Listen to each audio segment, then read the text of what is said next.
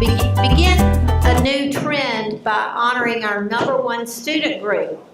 We hope this will help with recruiting because Korea right now holds that #1 spot of having the most students are from Korea. But now what we want to do in the future is we're trying to reward students who send us more students. So we have our #2 group is Nigeria, #3 is Dominican Republic, and after that we have a total of 21 different countries represented among our student body right now.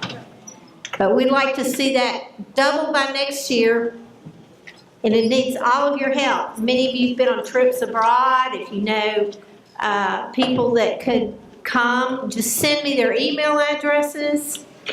And I'd like to send them information on ASU, what a wonderful place this is to go to school, how friendly the town is, the community, how welcoming, and everything that they need to know to get a visa to come here. But not just students coming from outside the U.S., but if you know people at other universities who would like to transfer here, that can be done also. So just get the word to me. I'm Sue Ann Balch. I am the International Student Scholar Advisor. And now I'd like to ask Dr. Dunning if he wouldn't mind coming and just saying a few words. As you all know, Dr. Dunning is going to be leaving us soon. He's been our president through thick and thin, through a very difficult time.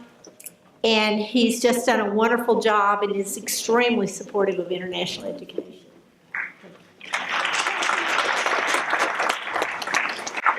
Sir, thank you very much. This is especially to the students, but also to faculty as well.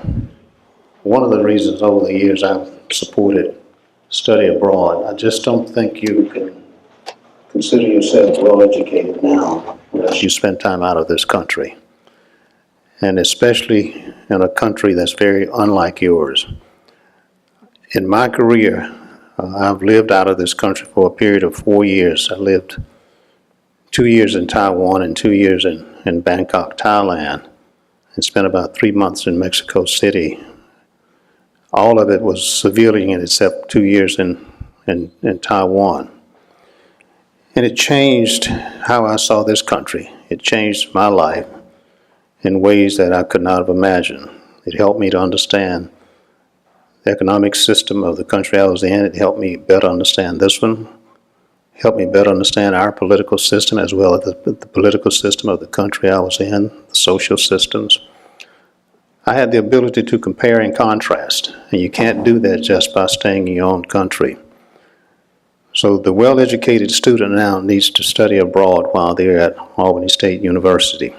So I encourage you as faculty members to make sure as you're talking to students, please encourage them over the 4 or 5 year period of time to spend some time out of the country. Once that happened very early in my career, that is those 4 years in East Asia and Southeast Asia, I spent time over my career spending time in almost 32 countries around the world, mostly in Asia, North Africa, East Africa, and very limited in Europe, and some in South America. So I've had a chance to see every continent except Australia and Antarctica. And this is a fascinating planet in terms of people who inhabit it. So as you're studying at Albany State, take this journey, take it and make sure you enjoy it. What I hope that you will understand that part of your education is to, if you stay in this country, to be employed and to work in organizations. You're eventually going to meet someone who's so unlike you, culturally, politically, and socially, and from other countries. You need a better understanding of how you can leverage that difference, collaborate and cooperate, and make a difference in teams. So not only it is a skill that's necessary in complex organizations, but it's a skill that's going to be so necessary for this generation of students. So I thank Dr. Osakwe and Dr. Balch for what they have been doing to work with the students to make sure all of this happens. But it cannot be done just by 2 people. It takes the work of a lot of people to make this work. So thank you for allowing me to be part of this celebration this afternoon. Thank you very much. Thank you. Okay, and now we have a proclamation from the mayor's office. She was unable to be here this afternoon, so we have the Mayor Pro Tem, Roger Marietta, who's joining us to read the proclamation. There you go. All right. I'm the Mayor Pro Tem of the City of Albany. I'm also a faculty member here, so some of you I've had in my classes. But this proclamation reads, by the Mayor of the City of Albany, a proclamation, whereas within the context of the Board of Regents' new strategic plan and other dynamic factors that are transforming undergraduate education in the U.S. and around the world, global knowledge, skills, and attitudes have become core expectations of student learning. And whereas Albany State University has contributed much to our community and its graduates, playing a vital role in Dougherty County's history and growth, and whereas Albany State University International Education Week celebration is being observed November 6th through the 8th, 2017, excuse me. Whereas Albany State University's International Education Week brings more awareness about global knowledge and skills among our students, faculty, and staff, and whereas Albany State University will closely work with the Board of Regents of the University System of Georgia to bring out all the changes required to meet the current challenges of preparing students for success in the 21st century. Now, therefore, I, Roger Marietta, on behalf of the Mayor of the City of Albany, do hereby proclaim November 6th through 8th, 2017 as International Education Week in the City of Albany, and commend Albany State University for their commitment to higher education, including international education. I further encourage the students, administration, faculty, and staff of Albany State University to continue in their endeavors to provide and promote international education, in witness whereof I have hereto set my hand and cause the seal of Albany to be affixed here too. Thank you. Thank you so much. Step out.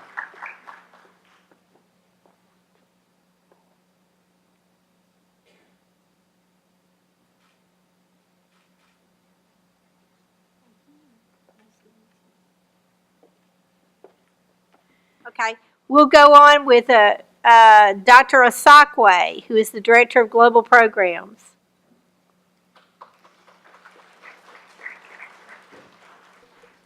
I'm going to say one thing to embarrass her in front of everybody, but I just wanted to say that when I first interviewed for the job to come here, I was walking down the hallway outside her office, and I saw this group of students' pictures on the wall, and they all had won these scholarships from the U.S. Department of State. And when you look at the Gilman Scholarship list for the entire United States, I don't think there's one single university that gets more Gilmans than Albany State University. This is the #1 school with getting them. There might be someone else that may have tied this year, but I've never heard of anybody getting, like, wasn't it 12? She's gotten 15 before.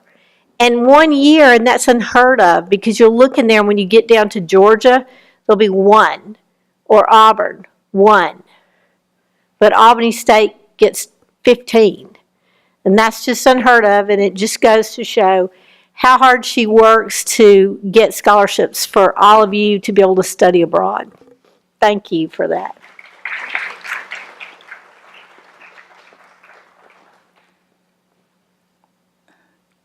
Thank you, Ms. Balch, and thank you to all of you. And I must say immediately that is not without the support of the Global Programs Office and the Writing Center. Thank you. Good afternoon, everyone. Good afternoon. Okay, thank you all for coming and making this a warm event. It's an event that we do annually, especially the opening ceremony, and the weeks activity rolls on starting from tomorrow and then rounding off on Wednesday. Distinguished guests, students, staff, faculty, and visitors, on behalf of the Provost, Dr. Kembley Holmes, Associate Provost, Dr. Olufunke Fortnor, and the President, who is here in person, Dr. Arthur Dorning, I welcome you all to the 2017 International Education Week. The annual International Education Week marks the importance of international education globally. During the week's celebration, institutions of learning hold events to show the benefits of study abroad, exchange programs, international students' presence on their campus, integration in school, and overall campus internationalization, especially in higher institutions. As we celebrate the week's event, we are reminded of the need to graduate students who acquire international and intercultural competence on graduation to become global citizens. Acquiring these competencies imply that students have good knowledge about the world, its countries, its cultures, including the states of various economies, social status, and everything. This helps them, as you've heard from Dr. Dorning, to be able to make a difference in the workplace, to be able to be tolerant and accommodate other cultures, and to be able to align themselves to the demands of the job. This is also why we are emphasizing the understanding of other cultures, appreciating diverse value system at ASU. At Albany State University, we are aware of the importance of international education and have infused in it in our curriculum and co-curriculum. The events of this week showcase some of the achievements and progress ASU is making. At ASU, we constantly focus on achieving academic excellence by enhancing the quality of education the students attain on graduation. Part of this quality includes exposing students to knowledge of the world through study abroad, integration with international students who come with new cultures, and internationalizing the curriculum to ensure that those who are not able to travel have the opportunity to gain global and intercultural knowledge through faculty who have revised and modified their curriculum to embody global knowledge. At Albany State also, we are proud to say that we are taking steps to make sure that our students become global citizens. We have seasoned diverse faculty from different countries, from over 50 countries at ASU, and international students from various countries who help to infuse diverse cultures and impact the quality of student learning on campus. Our students have greater opportunities to study abroad now than ever with available student activity travel grants, Gilman Scholarship, Generations Travel Grants, funds for education abroad. The Global Programs Office collaborates with ASU Writing Center to organize Gilman essays, workshops to assist students write good essays and receive the awards. We also have faculty-led programs to Belize, China, Dominican Republic, France, India, Japan, Jamaica, and Trinidad and Tobago. We have the USG European Council program to 6 countries, the Asian Council program, and other programs by USG institutions. These varied options are available to all categories of students, including those online and non-traditional students. To increase the number of students who study abroad, ASU signed up a passport initiative this spring with the Council on International Educational Exchange. And through this initiative, 100 ASU students will receive free passports to study abroad. So far, we have 62 students have already received their free passports and are signing up for different programs for 2018. And if you are here, we are encouraging you to join this group of students. We still have some free passports left, and we still welcome you to go ahead and get your original birth certificate and come to room 203, Rees Hall, to sign off for. We still have a few left. To ensure that students who don't study abroad do not miss out on becoming global citizens, we offer professional development to ASU faculty to internationalize their courses, to ensure that international and intercultural competencies are infused into the curricula. Since 2016, 19 faculty members have internationalized their courses out of 25 who obtain professional development.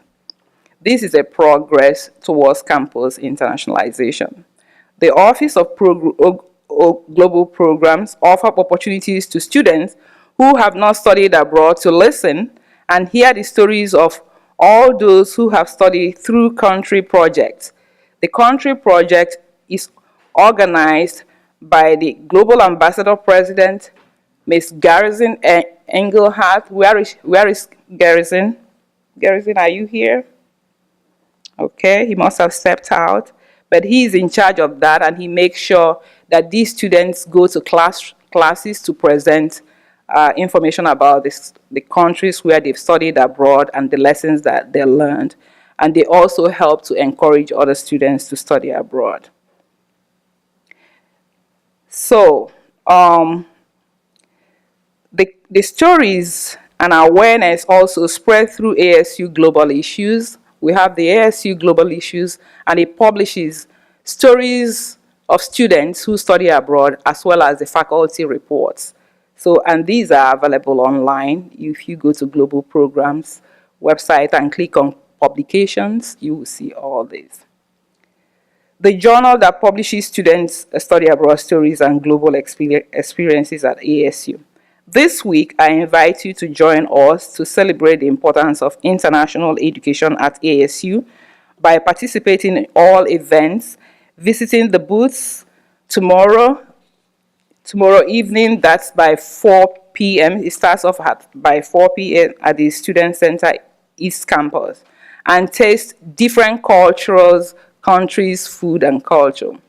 If you are faculty, staff, an alumni, a community member, or a friend, visitor, I ask that you consider joining us and seeing the progress of our work here at ASU. I also ask you to consider also donating to the cause of international education by making a donation to ASU Foundation. Thank you all for coming, and have an enjoyable week. Thank you.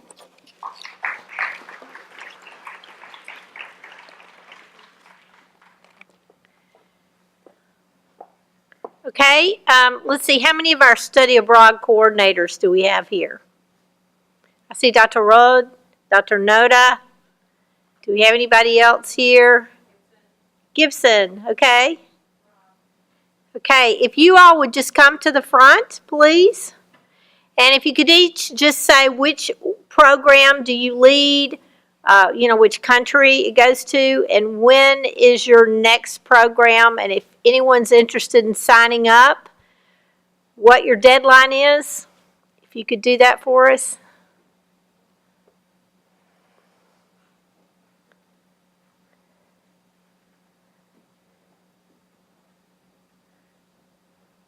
Dr. Noda, I'll let you go first. Okay. Good afternoon. My name is Mimi Noda. I'm teaching piano and Japanese language. I will go to the University System of Georgia Study Abroad program next year, June 17th to July 14th, close to 5 weeks. So the deadline to pay is, the first deadline is January 31st, and second one is the end of March. It is pretty cheap comparing other company and study abroad program. If you are interested in, please come to see me.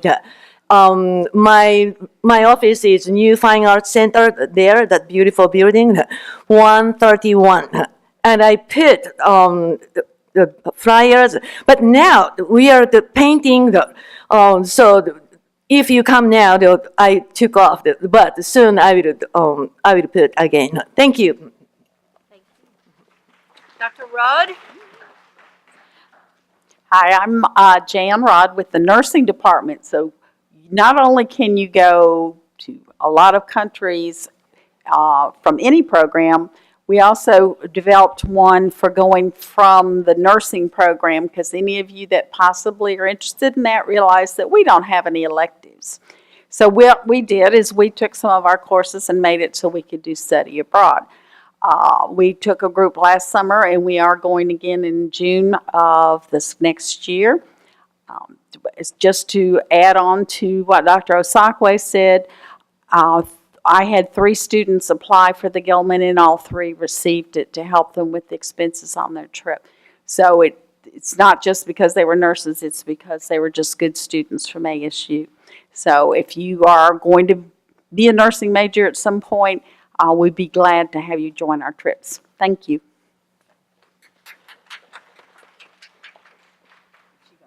Hello. This is Dr. Gibson. She has a little PowerPoint or a brief slide presentation about her study abroad group. May I have the Trinidad and Tobago slide show, please? I don't even see you.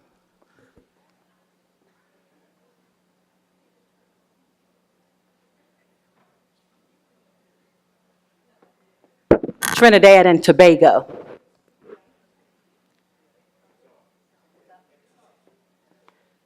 Good afternoon. I would like to talk just for a few minutes about Trinidad and Tobago. I have been accompanying students since 2009, starting out with Savannah State University. My first group here was 2013, and that is what you're seeing on the PowerPoint slide. Each set of young ladies or men have to do as part of their projects, a group project, and that is from the 2013 and the very first ASU. Why Trinidad and Tobago? It is 2 islands that make up one country. The level of poverty there is unprecedented. I truly believe that as I was putting this program together, I kept in mind that 2 things I wanted to accomplish. One was first self-awareness, self-regulation. You can't figure out anybody else's country till you know who you are. And so my program is strategically set up for that. And the poverty, I wanted to address that. I don't care if you're going to be a nurse, an entrepreneur, social worker, researcher, you will know that poverty can impact your clientele and those with whom you work. So my strategy as I put this program together was to address those 2 crucial factors. The program is, for next year, is of course May 20th through June 18th. It's 30 days. The major part of my program is about service learning. Regardless of what your major is, again, I try to match you up with your service learning agency, and if the weather cooperates, if my appointments cooperate, you'll get to spend at least 9 days out of the 30 in a service learning agency, whether it's HIV/AIDS, whether it's youth who are at risk, whether it's children who have special needs, you name it. I've been blessed to have a lot of connections there who usually come through depending upon the major of my students.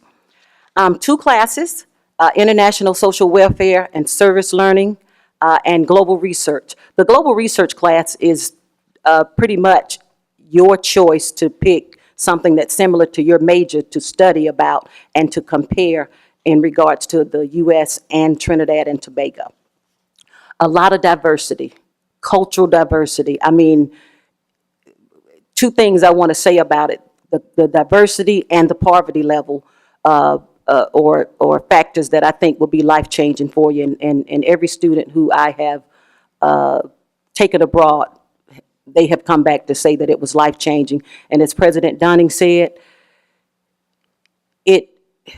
me being a young country girl at the time when I first was introduced to something outside of my comfort zone, it was mind-boggling. But I thank God for my roots and for the travels that I've had in various countries, because it changed my perspective, it changed me, And as he was saying, that if you are going to compete in the 21st century with jobs, positions in grad school, whatever it may be, promotions, you need to have that connection with study abroad.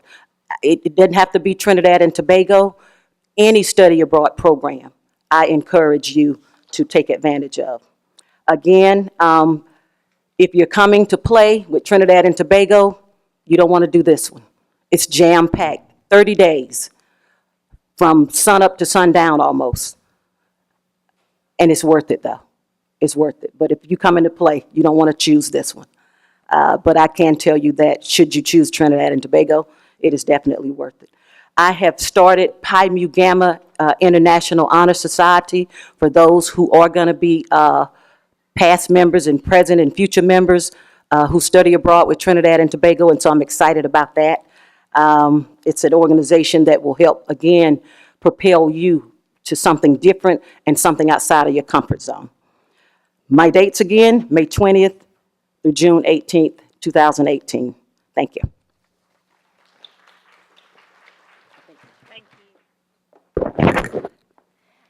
Hello, I am Dr. Decuir from the College of Education. I am so happy to see all of you here today. When I was an undergraduate as a pre-law major, I decided to study abroad and I went to Kenya. And I had a lot of experiences there, but I guess I can say what I learned the most was that I learned how knowledge directs behavior. And that's powerful because I learned that if I can help determine what people know, then I can shape their behavior. And from that experience, when I returned back to the States, I decided to change my major from pre-law to education. It essentially changed my life. I became a teacher, and then eventually a professor, and now I teach here in the College of Education. Over the summer, I was selected to represent ASU at the CIEE International Seminar in the Dominican Republic. We had a lot of experiences, but I think what I gained most was really looking at redefining conceptions on race and what it means to be an American. And I learned a lot about how to relate to students and see the world in terms of my teaching was very, very narrow and focused on just the United States. So I came back and I began to broaden, internationalize my curriculum a little bit more because there's a whole world out there. So I really want to underscore what Dr. Gibson said when she said study abroad changes your life. It does. And not just as a student, but as a faculty member as well. So now I am actually taking notes on the different study abroad places that we have available here at ASU because I'm trying to create a trip for myself so that I can return and go back abroad. Because every time I take those trips, it changes who I am. And I really want to impress that upon you. If you want to do anything in college, really, the degree matters, but the experience matters most. Travel and study abroad. And there are resources here that can help you with funding. Even in our college, we do fundraisers for our students. If you want to go abroad, we will help get you there. So if there's one thing you can do, it is to travel abroad. Next spring, myself and Dr. Okafor will be having another discussion about it. We're going to lead a brown bag to talk about our experiences and to talk about opportunities for teaching abroad. There is a big demand for teachers to teach abroad, and you do not have to be an education major. You can be an English major, a science major, and you can really take advantages of these opportunities to see the world and get paid for it. So I want to just give you guys a heads up when that seminar will be in the spring, and I hope to see all of you there.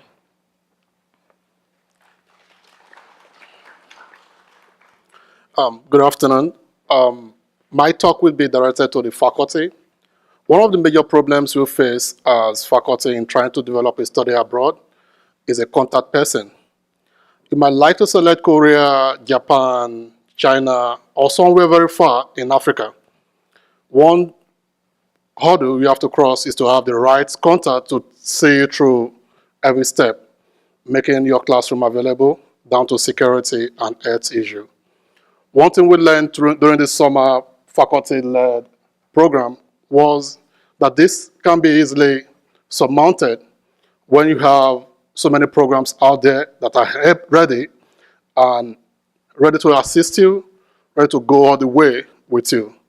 As Dr. Erica said, next spring we have more details and more information that could help you develop a very formidable, cost-effective, easy management study abroad program for the faculty.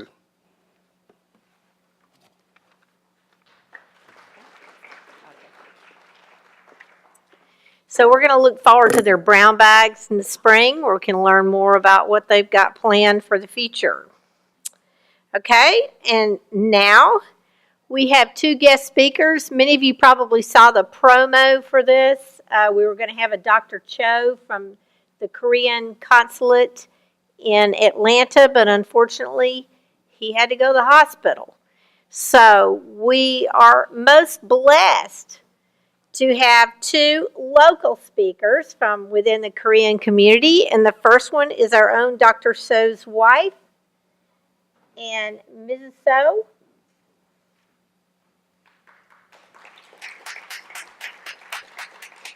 You can see her beautiful Korean traditional dress also. So she's going to speak with us now. Thank you.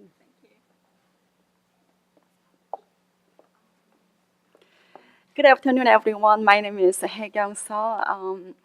My husband is a chemistry faculty here. I'm also faculty, part-time instructor at Kodir. Whenever they need, I'm gonna teach, but this semester I don't have any class.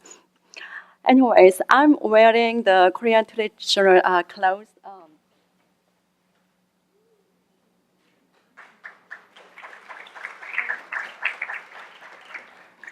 We can wear this in Korea for special occasion like a wedding, first birthday, or 80th special birthday party, something like that. And I was asked to prepare the presentation for today. And when I prepared, my husband recommended pick this video. It's really great to introduce about Korea within the limited time. So I picked two about, one is about Seoul, the capital city of the South Korea, and second one is about Busan. It's the second largest city in South Korea. And then following watching two videos, I have trivia quizzes, and I brought some prizes. So my husband helped me to hand out the prizes. Anyways, Eric, are you ready? So Eric, please just see two videos continuously. And then after that, I'm gonna present the trivia quiz for you. Okay, enjoy watching videos.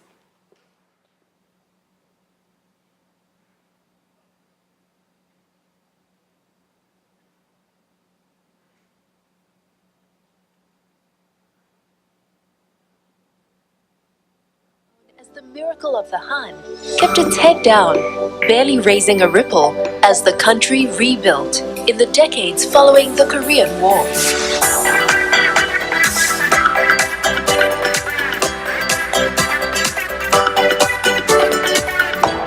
Today, Seoul has re-emerged as an economic powerhouse and the epicenter of Hallyu, a Korean wave of culture that is sweeping the world's smartphones, food halls, and dance floors.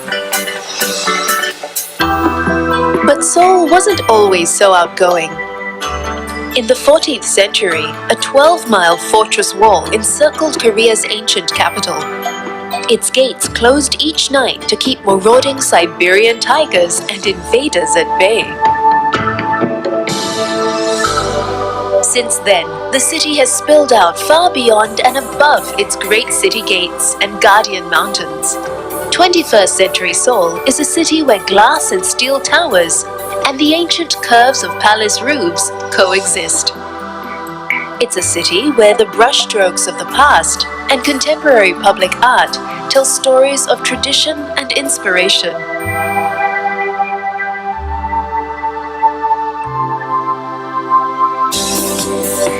Coming to grips with Seoul's incredible size and sweeping narrative can be a little daunting.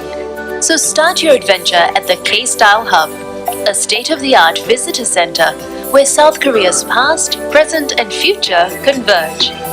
From the latest in K-pop to its timeless national parks. From the cutting edge of K-design to culinary traditions which have taken centuries to perfect. And while you're here, why not slip into the traditional dress? Dressing up hanbok style doesn't just put you in touch with Korea's proud past, it also gives you free admission into many of Seoul's most revered historic places. At the head of Gwanghwamun Square sits the gleaming statue of Sejong the Great, the 15th century Joseon dynasty king, whose reign oversaw a golden age of literature, science, and technology. The great leader sits before the grandest of Seoul's 5 royal palaces, Gyeongbokgung, the Palace of Shining Happiness, a residence of Joseon dynasty rulers. From the late 1300s until 1910, the palace has endured fires, invasion, and wars. Wander through the palace's ornate gates, pavilions, halls, and throne room, which, in accordance with Confucian principles, are perfectly balanced by the simplicity of the pine-covered mountain backdrop. Take a short bus or subway ride to the east to explore the adjoining palaces of Changdeokgung and Changgyeonggung, which are separated by a simple stone wall. In the tranquil confines of Changdeokgung's secret garden, sit for a while by the pond, where kings once paused from royal duties and dramas to write poetry beneath the ginkgo, walnut, and plum trees.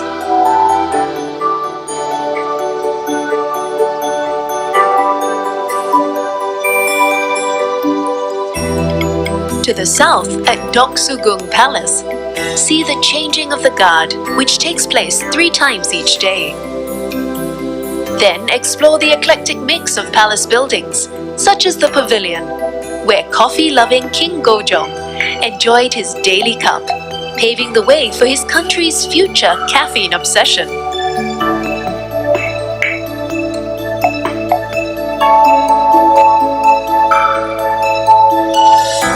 Just to the west is the last of Seoul's great palaces, Gyeonghee-gung, a royal refuge in times of unrest.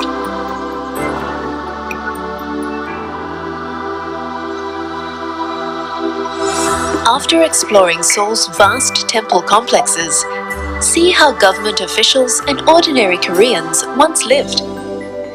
At the Namsangol Hanok village, ancient buildings and traditions have been preserved in one of the most scenic and tranquil areas of Seoul.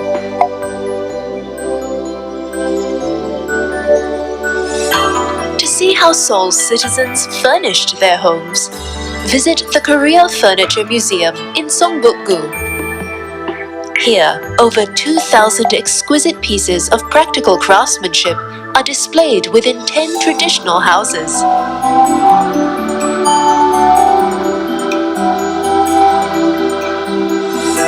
The story of Korean craftsmanship continues at the National Museum of Korea, which houses national treasures such as the 10-story pagoda and priceless white porcelain from the Joseon era.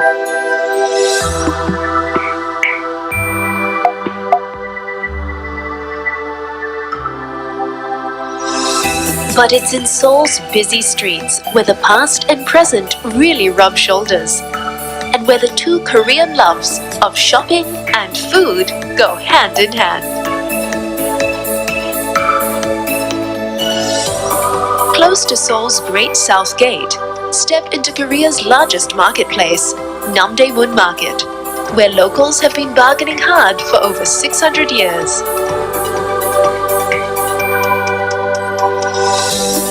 If you're looking for beauty products, join the 1 billion shoppers who stream into neighboring Myeongdong each day to hit the 1,000 cosmetic stores. And when your head starts to spin, take a snack break. From lobster tails to foot-long ice creams, the options here are limitless.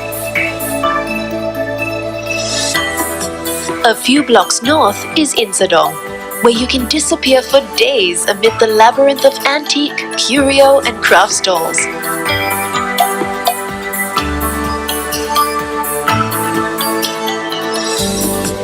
While just a short bus ride away at the Dongdaemun Market, you could spend months browsing the fashions on offer in the area's 26 malls and 30,000 specialty shops. Blow the dust off old wares and vintage bargains at the Gwangjang Traditional Market. Then treat yourself to some of the best Korean pancakes in the city.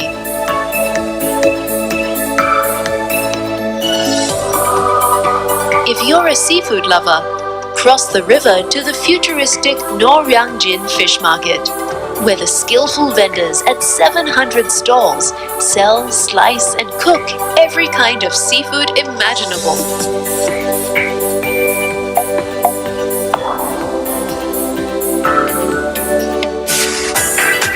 Looking for some Gangnam style?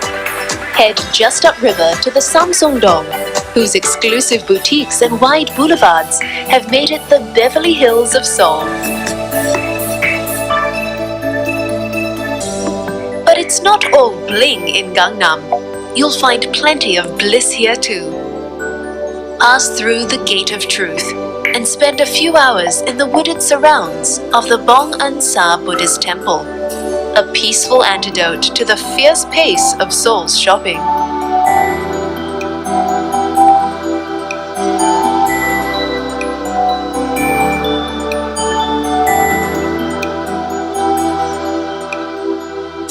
Seoul is filled with quiet spaces. Also in Gangnam, stroll past the stadiums and museums of the 24th Summer Olympics at Olympic Park.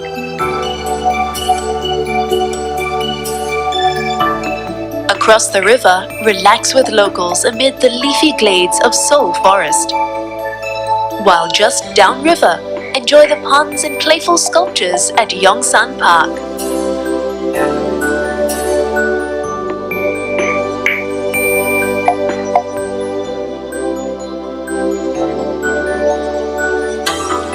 Namsan is one of Seoul's guardian mountains, marking the southern limit of the ancient capital. The city has long since grown around it, and today the mountain has become one of the city's favorite green getaways. At Namsan Botanical Garden, follow the winding paths through fields of wild flowers and pine forests. Then hike or take the cable car to the peak, and take in the sweeping views from the old city walls or from Seoul's iconic tower.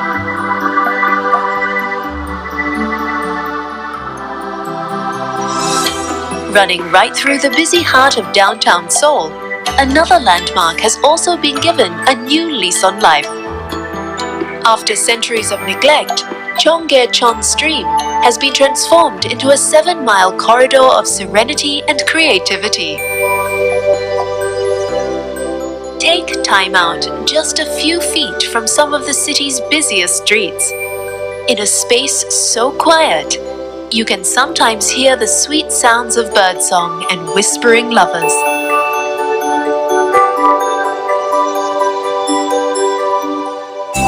Leave the bright lights and noise of the city even further behind, amid granite-studded peaks of Bukhansan National Park.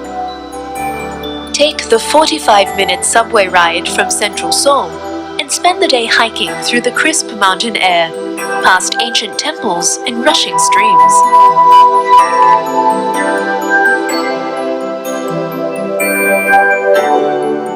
Just 55 miles from Seoul is another day trip which will give you pause for deep reflection. The truce village of Panmunjom.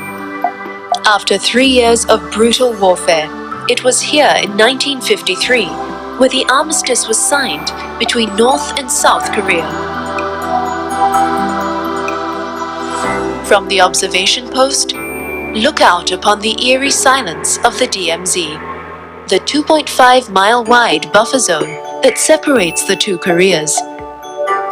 Yet despite the tense atmosphere here, there is also a prevailing sense of hope.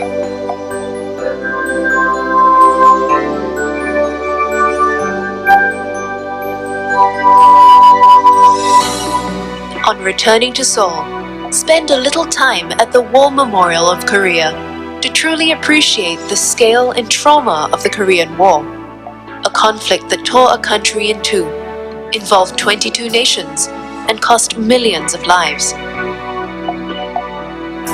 Besides displaying all the usual machinery of war, above all, this is a place of remembrance, longing, and determination.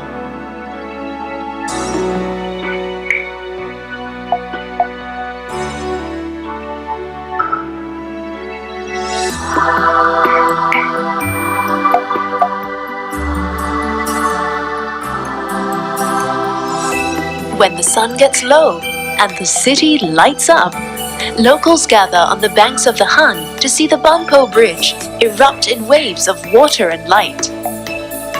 It's in moments like these that South Koreans reflect on life's possibilities and are reminded that they are capable of anything they put their minds, imaginations, and hearts to. And so, the miracle on the Han is certainly proof of that.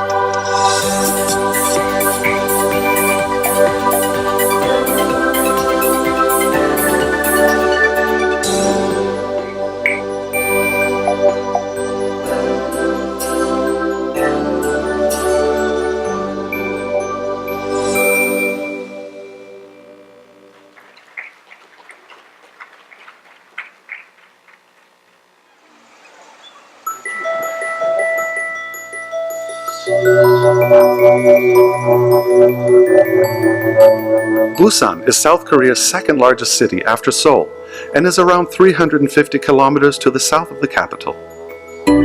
Where Seoul is a polished modern city, Busan is a seaside port of great charm and natural beauty.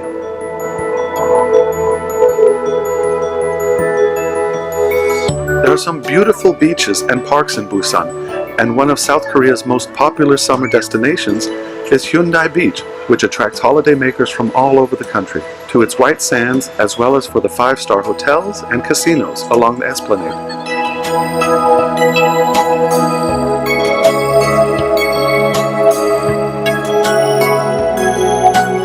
Not far away is Nurimaro APEC House, which is a modern version of traditional Korean design. The building was used for the 2005 APEC meeting and is set in lovely gardens on the coast. Further to the south, Taejongdae Park in Yeongdo-gu is well known for its rocky beach. But there are also lovely walking paths that wind through the coastal hills where you can explore temples, a lighthouse, and more than 200 types of evergreen trees.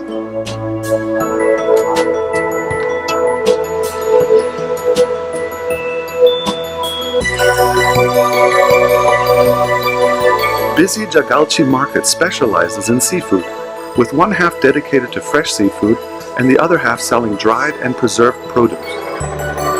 Being right next to the port, you're always guaranteed to get the pick of the city's freshest catch.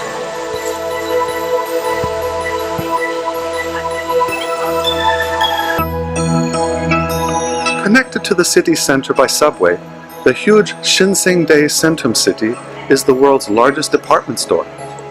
Covering 500,000 square meters, the shopping complex has hundreds of shops, restaurants, and entertainment venues.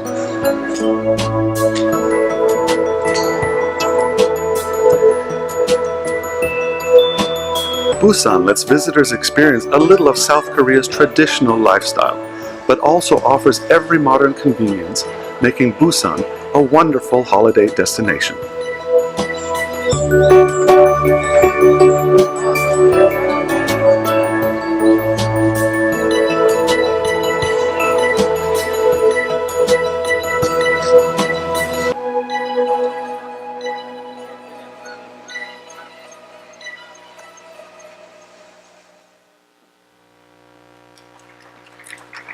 Thank you, Eric.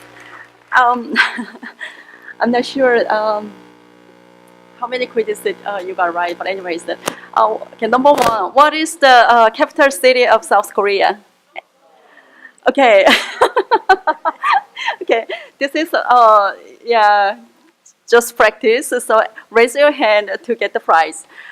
Second, Who was the 15th century Joseon dynasty king who oversaw a golden age of literature, science, and technology? Yeah, Sejong. Yeah, you got it. So sometimes it's hard to pronounce it, especially you hear the first time. And okay, what porcelain was created in Joseon dynasty? What porcelain? Oh, yeah, porcelain. Yeah, right. You got it. Right, white porcelain. So, what is the name of Seoul's largest marketplace?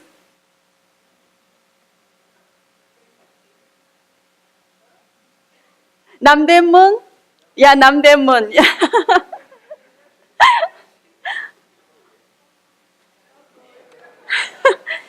Okay, what is the Seoul equivalent of Beverly Hills? You got it, Gangnam. Wow, it's impressive. Okay, what kind of city is Busan? First city. What kind of market is Jagalchi market in Busan? What kind? Yeah, you got it, seafood. Okay, last one, this is the last. Okay, Shinsegae Centrum City is the blank department store in the world. Oh, almost everyone. Thank you so much. You traveled the soul a little bit. Thank you. I have a feeling her talk and her film was better than what we might have gotten from Dr. Cho, who knows, from the embassy. We haven't heard him, so I shouldn't say that, though, probably, but that was great. Thank you so much. And now we have another local Albany person who decided to step up to the plate for us also, and this is Todd Lanier. And he has a PowerPoint he's going to do. Todd's Korea connection is his wife. This is his wife right here. And I'm going to let him start. Yes, you guys were supposed to have a good speaker today from the Korean embassy. Instead, you got me, and you say, well, he doesn't look Korean. You're quite right, I'm not Korean. In fact, up until about 3 years ago, I knew very little about Korea. My dad had served in the Korean War in the early 1950s. I knew what I'd learned in school about the Korean War and the division of the country. But beyond that, I knew very little. Well, that changed about 3 years ago when I got a call from a friend in Oklahoma, says, hey, there's somebody here you just really need to meet. I'm not really interested in trying to start a long-distance relationship. I don't know about that. He said, come on out here, you'll change your mind. Turns out he was right, because I went out there.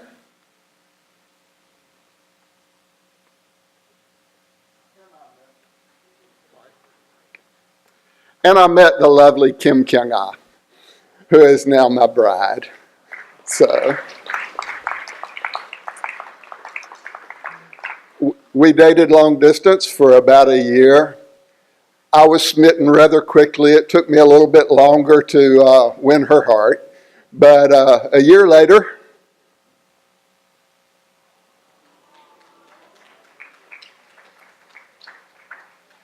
we were married. The pastor that did the wedding could speak both Korean and English, so part of the ceremony was in English, part of the ceremony was in Korean. This is a picture.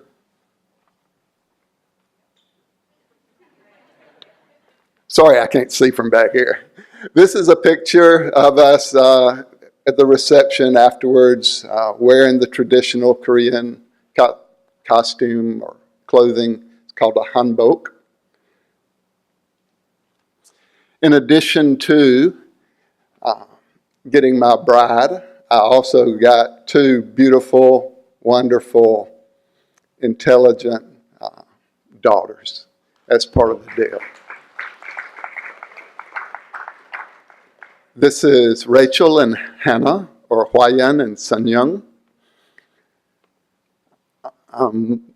They both live in the U.S.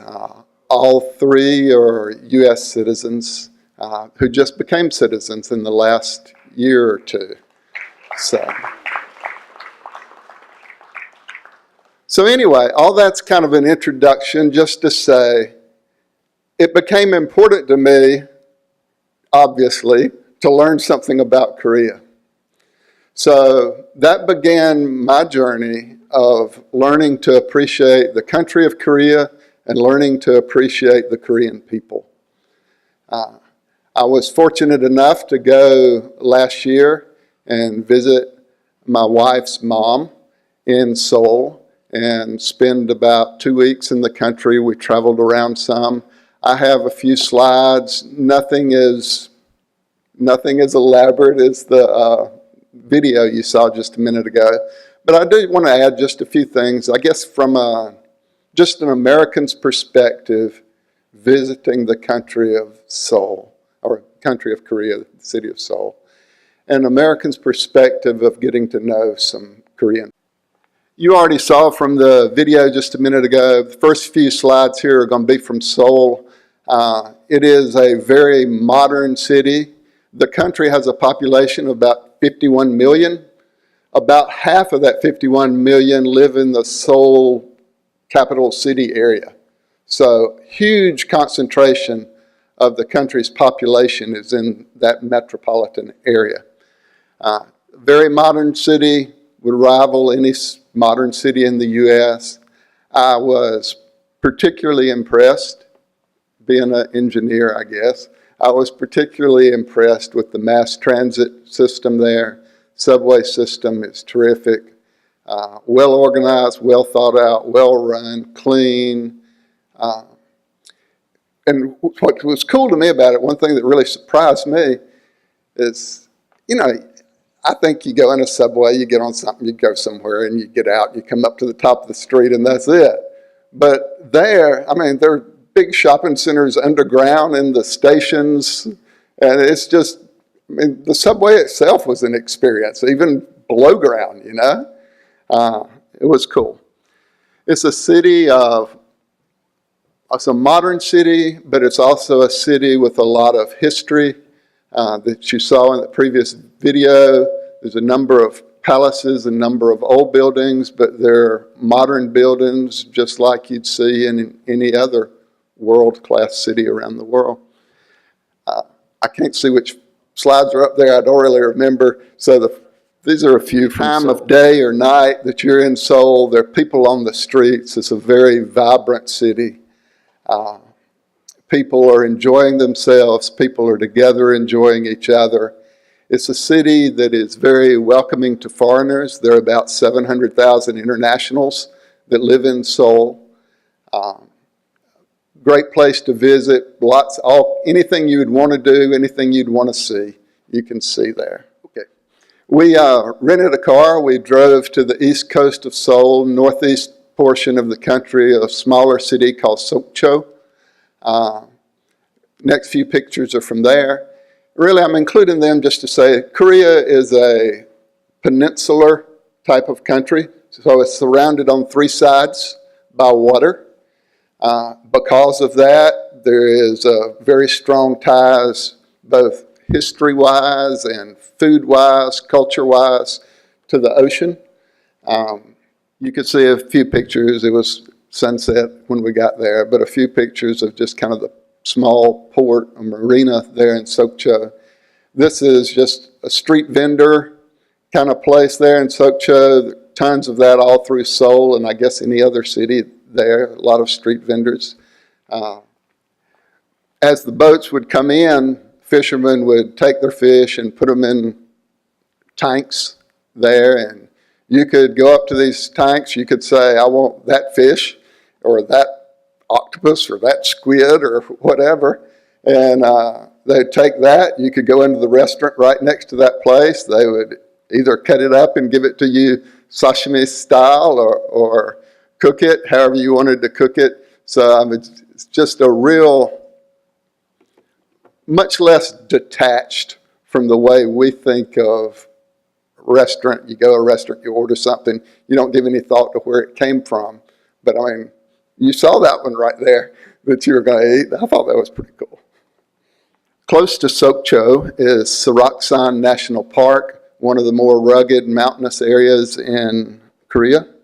But one thing that really interested me about Korea was it is 70% mountains.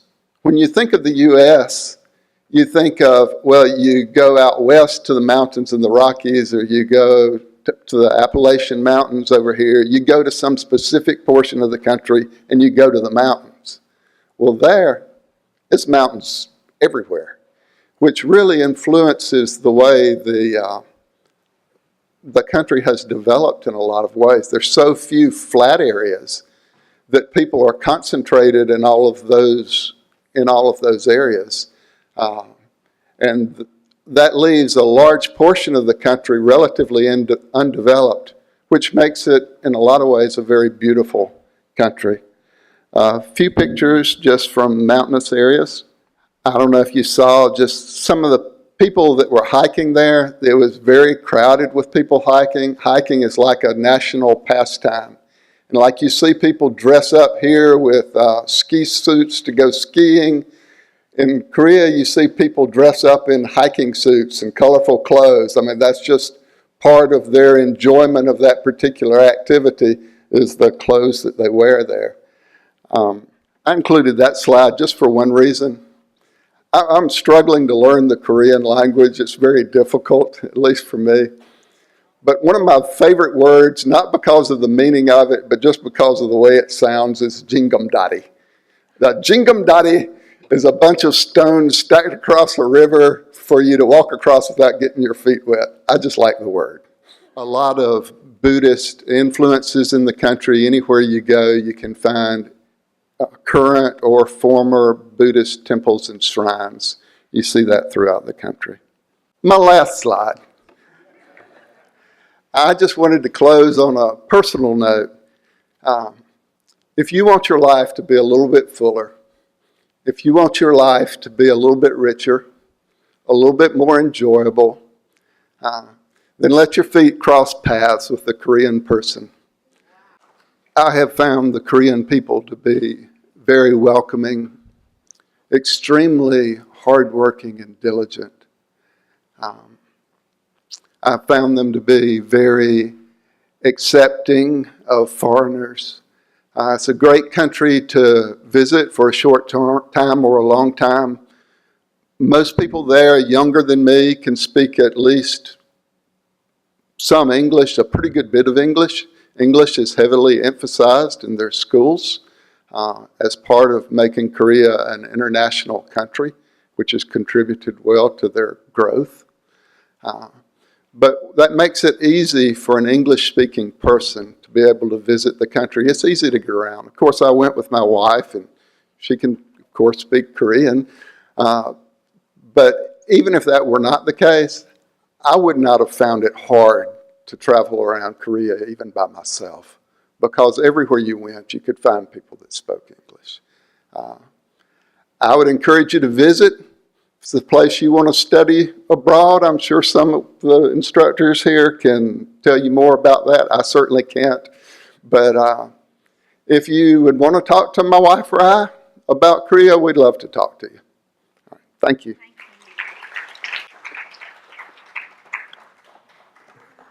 I have to tell one little story about an experience I had with two Korean students of mine at Auburn. They were husband and wife, married, and he came into my office one day and he was so excited, and he said that his wife was pregnant, so he was going to have to drop out of school. And I said, well, you can't, because you're not the one having the baby.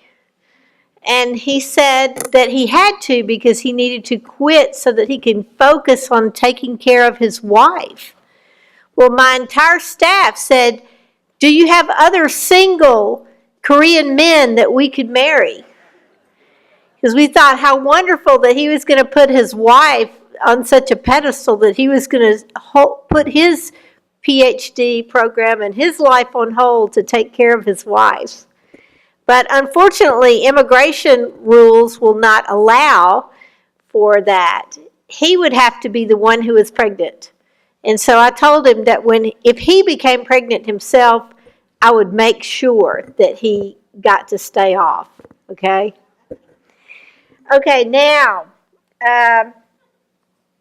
we have, for special enjoyment, this is a group, and I'm going to let my Korean man that I have found, Frank, do you want to come up and join us? He's a little bit too young for me.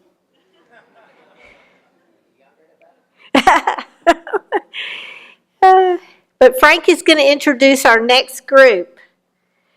Here you go. Frank is one of our students.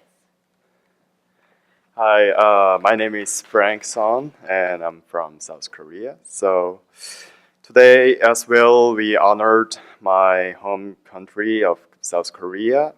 We would like to welcome this culture group to our campus and our city. They will be performing an Asian dance in the traditional Korean culture. Please welcome. Thank you. Yes, and they have come from the Korean Cultural Center all the way from Atlanta to perform for us today. Thank you.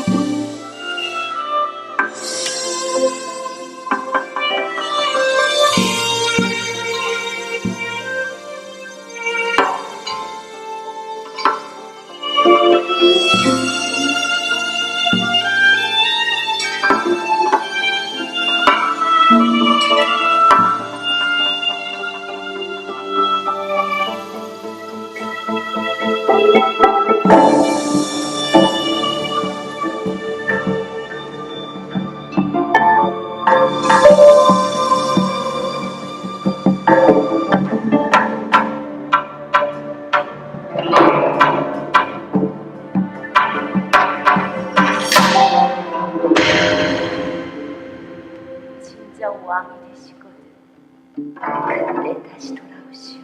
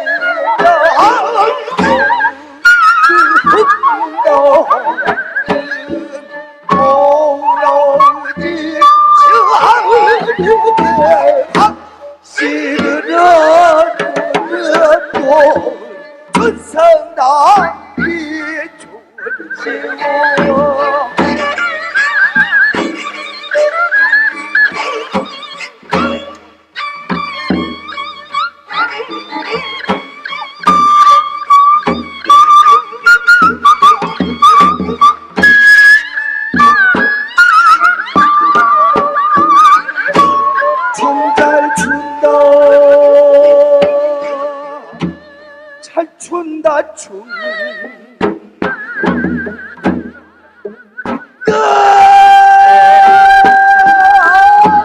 내리다 잘 춘다 잘 춘다